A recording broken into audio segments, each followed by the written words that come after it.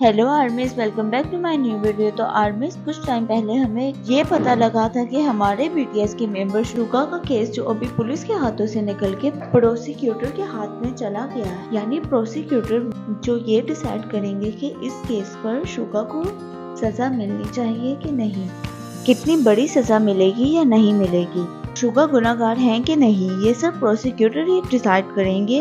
उसके बाद final decision देंगे शुगा के केस पर। और आर्मीज, अभी तक हमें शुगा के केस को लेके कोई भी न्यूज नहीं मिली।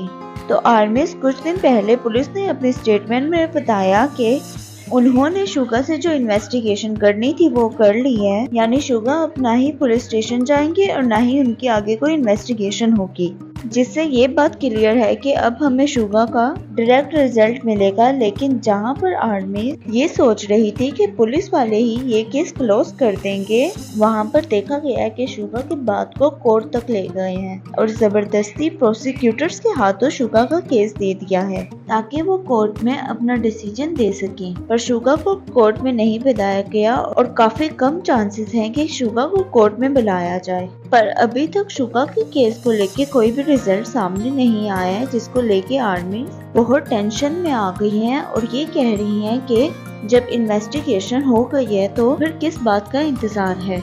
आखिर प्रोसिक्यूटर शुगा के केस का रिजल्ट जल्दी क्यों नहीं दे रहे।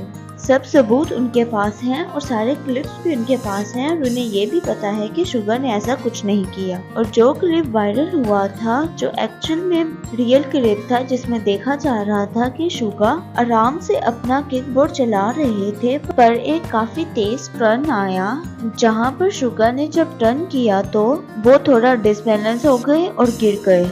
उन्होंने किसी को भी नहीं मारा और ना ही किसी की प्रॉपर्टी का नुकसान किया है, इसलिए शुगा ने कुछ भी ऐसा नहीं किया कि जिस पर उनको सजा दी जाए। पर उनकी एक गलती थी कि वो किकबोर्ड को बिना लाइसेंस के चला रहे थे।